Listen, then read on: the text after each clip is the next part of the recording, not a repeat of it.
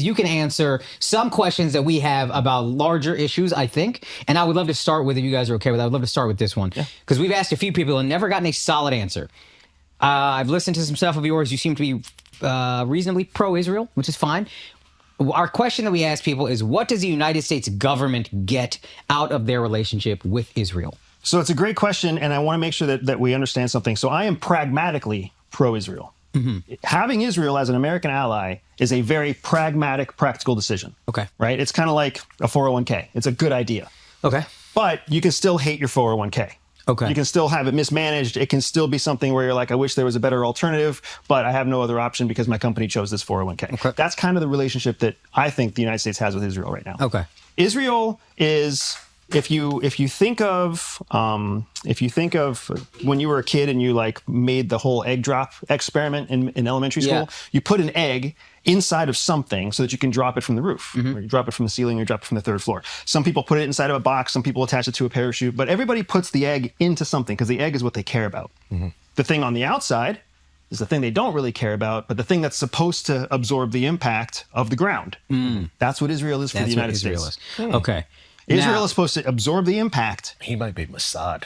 I heard you say on another pod that all Mossad agents are hot.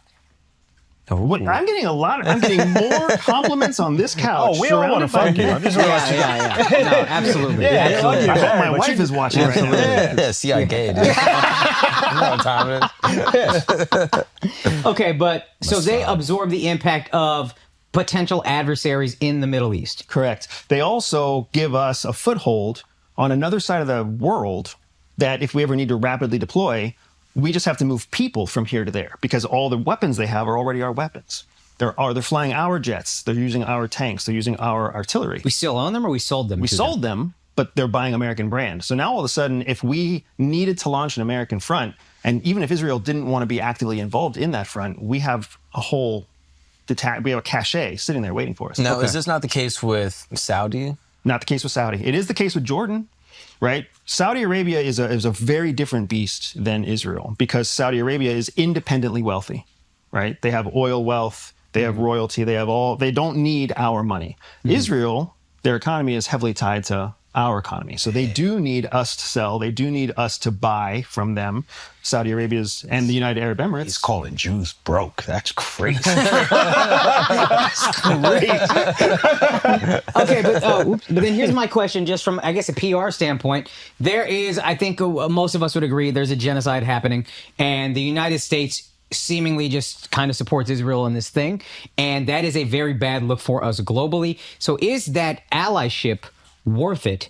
And if that protection is enough, well, I guess you can answer that, and then I have a follow-up. Yeah. So, yes, it's worth it, because whether you want to admit it or not, we're going to forget about this genocide in the next 15 to 20 years.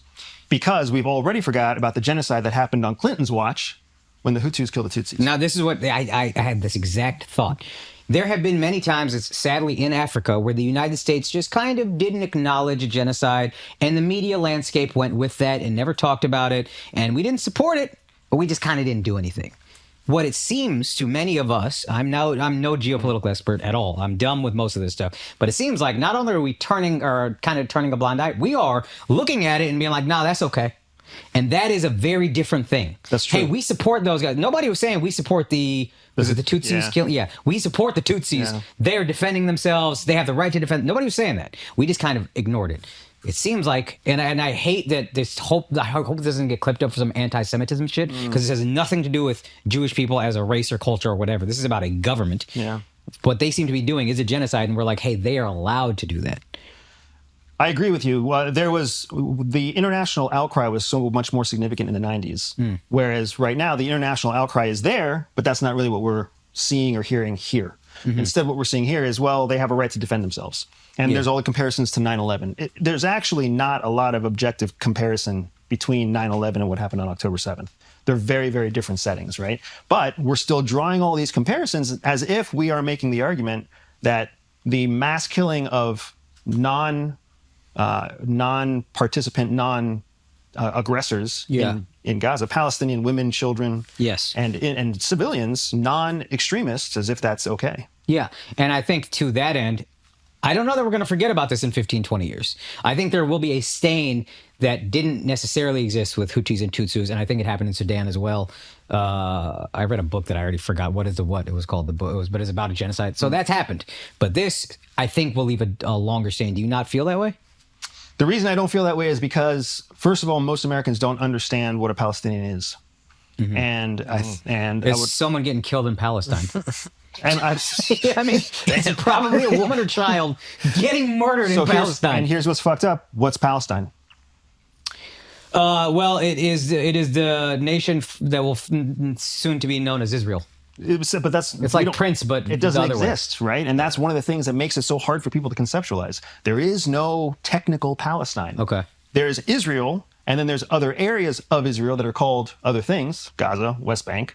There's no Palestine, right? Even the United States, who has kind of quietly advocated for a two-state solution, there is an Israel.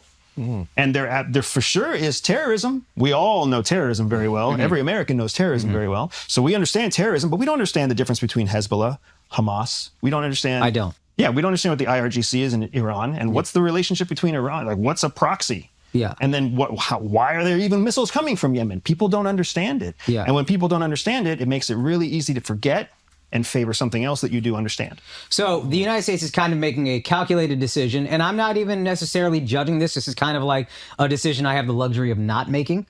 I got to look out for my 330 or whatever million constituents, and if it is, tens, 20s, hundreds of thousands of people over there dying, those aren't my constituents. I don't have to worry about that if it benefits my...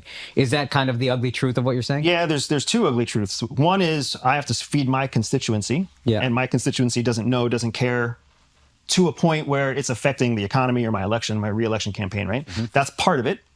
But then the other part of it is, objectively speaking, if you measure what Israel's actions have been, it's all good for us. They have crippled Hezbollah, crippled Hamas. The Houthis are weak. Iran has been, like, their enrichment program has been damaged significantly.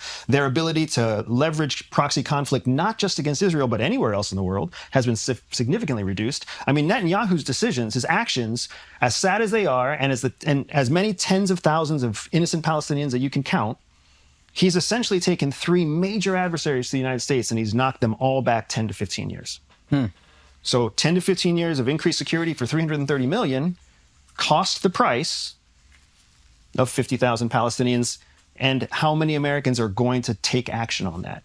That's the ugly truth. Could you also say that the conflict has exacerbated a potential hot war between the United States directly and Iran? Thank God you had a good point, because he fucking checked me hard with that. Jesus Christ. I'm one move away from checkmate. It's unbelievable what corner I'm in. Okay, go ahead. So I think what yes and no. We were never that close to a hot war with Iran. Iran doesn't really care that much about us. They care much more about what's happening in the Middle East. And we don't really care that much about Iran because Iran doesn't have much sphere of influence that impacts us.